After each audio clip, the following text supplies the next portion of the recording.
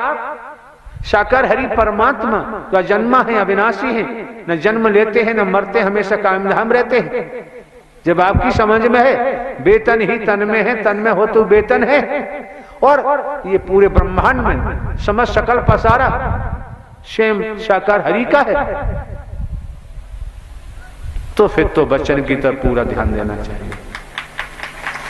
फिर वचन कभी तोड़ने की कुचेष्टा क्यों? तुम्हारे पेट में से क्या आवाज आती है, तुम्हारा विचार क्या बनता है? जहां साकार हरि का वचन मानना शुरू कर दोगे और वचन के तहत चलना शुरू कर दोगे, तो तुम्हारे अंदर के रोम रोम के जो विचार आते हैं, अंतर में आते हैं ना, ये सब नष्ट हो जाएंगे और ब्रह्म की मदद मिलना शुरू हो जाएगी। इस सबसे बड़ी बीमारी लगी हुई है, इस बीमारी को कोई हटाना नहीं चाहता और यही कारण है भटक जाता है। लेकिन वर्तमान में तो साकार हरि ब्रह्मांड के महानायक सबको संभाले हुए हैं।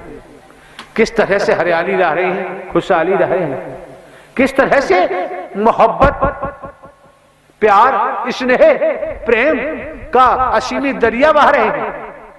भेदभाव हट रहा है, मैं मेरी हट रही है, और समझ मानव प्रेमी उपासक गण एक बर्तन में भोजन ग्रहण करते हैं।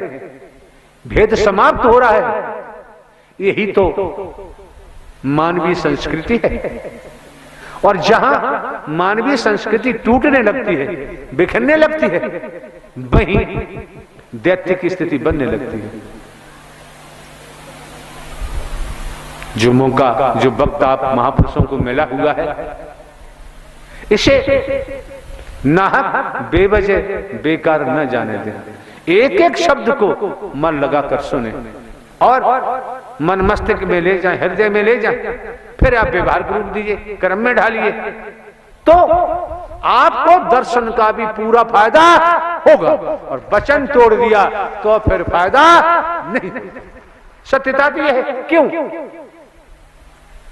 ज्यादा भाषण देना मैंने बंद कर दिया। भाषण तो मैं कभी देता नहीं, उपदेशक भी नहीं हूं, और आप जानते साधु संत महात्मा भी मैं नहीं।